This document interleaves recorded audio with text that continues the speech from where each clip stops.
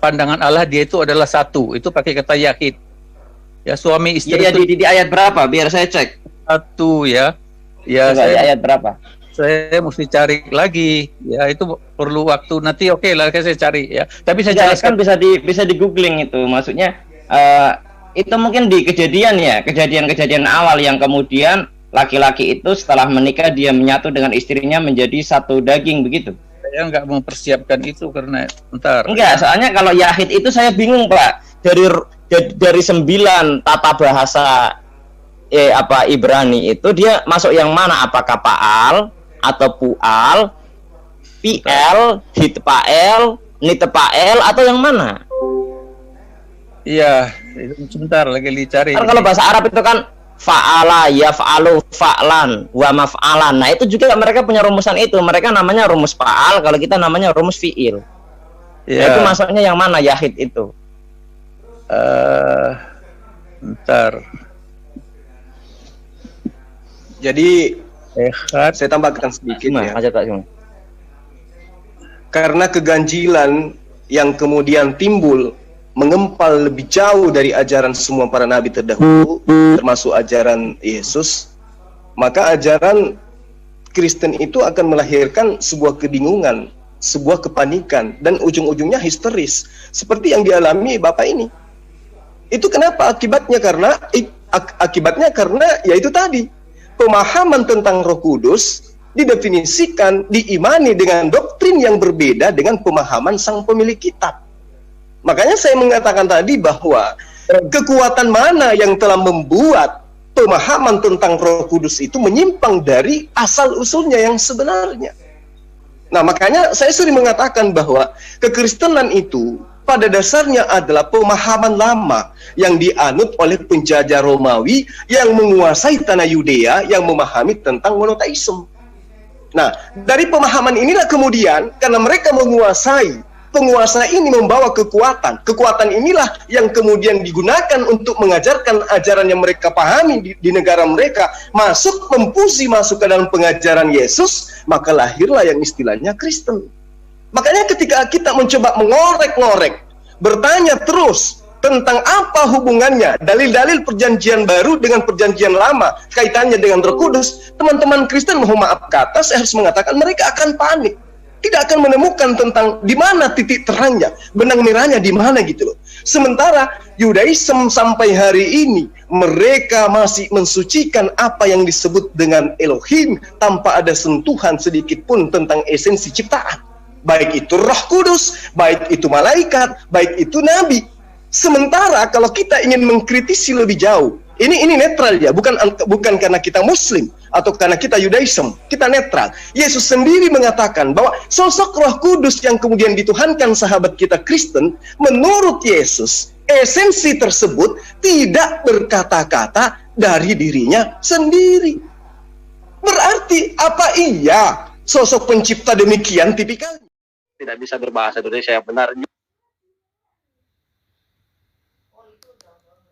Mengatakan saya perspektif Islam dalam masalah Yesus itu adalah Tuhan atau bukan, tidak pernah ya. Jadi jangan bicara saya memakai perspektif Islam. Saya cuma melihat dari perspektif Alkitab Anda sendiri yang mengatakan aku diutus itu hanyalah domba-domba yang tersesat dari Bani Israel. Masih menyangka bahwa Yesus itu adalah utusan. Abdul Boleh bicara ya? Sini. Ya, Pak Awi, Daeng, Pak Awi. Iya, Awi, sudah Abdul aja. Saya panggil ya. Tadi kamu bilang di mana Yesus mengatakan bahwa dia Tuhan, betul nggak? Iya, di mana? Tunjukkan. Oke. Memang dia Tuhan. Oke. Sekarang saya tanya, apakah nabimu bisa mengutus malaikat atau tidak? Tidak bisa, Pak. Karena dia hanya seorang nabi. Sudah. Jawab pendek. Ini channel saya. Saya tanya pendek-pendek. Oke. Saya jawab pendek-pendek. Silakan. Oke, pendek-pendek saja. Kita namanya singkam aja dari Makassar gitu. Jadi kita istilah namanya. Apa? Kita jawab singkat saja, Pak. Oke, sudah. Tanya aja, Pak.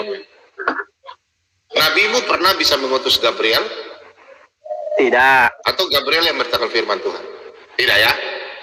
Yang bisa mengutus malaikat siapa? Hanya Allah, Pak. Oke, hanya Tuhan. Saya pegang ya, ikat ya. Hanya Tuhan yang bisa mengutus malaikat ya. Pertanyaan saya, apakah Yesus bisa mengutus malaikat? Saya tidak tahu. Apakah dia bisa? Kapan dia mengutus malaikat? Oke.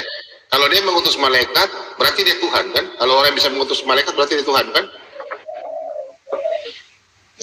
Saya tidak bisa memastikan itu. Saya cuma bilang Allah yang mengutus malaikat. Saya tanya, jangan kau putar. Nabimu bisa mengutus malaikat ke tidak? Tidak pernah dia mengutus malaikat. Tidak bisa. Bilang tidak bisa. Yang mengutus malaikat pernah. Tuhan kan? Oke. Ya. Sekarang kalau Yesus mengutus malaikat, berarti dia nabi kata Tuhan. Terserah dia mau Tuhan atau bukan. Silakan, jelaskan. Saya tanya dulu jangan kau lari. Kalau Yesus bisa mengutus malaikat, berarti dia siapa? Dia Tuhan atau malaikat? Berarti dia adalah penciptanya malaikat. Berarti dia pencipta, berarti dia Tuhan kan? Ya, silakan ya. Berarti dia Tuhan ya? Silakan. Tadi sudah 1-0, sekarang 2-0. Oke. Di mana Yesus mengutus malaikat?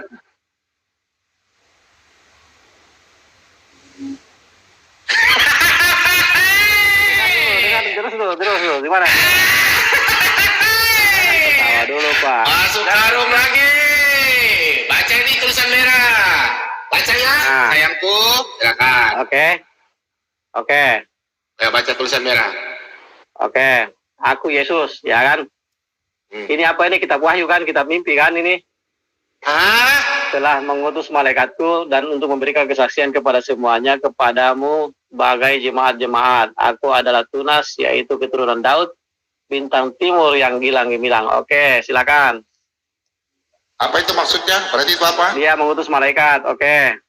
Siapa yang mengutus malaikat? Yesus. Yesus itu siapa? Berarti Yesus mengutus siapa? Malaikat. Kalau bisa mengutus malaikat siapa berapa? Yang kalau mengutus malaikat itu siapa? Oke, Tuhan. Tuhan. Oke, Tuhan. Terus? Ya, berarti Tuhan. Terus kalau dia berkata begini, ayo, aku dah ini apa? Itu siapa yang berkata begitu?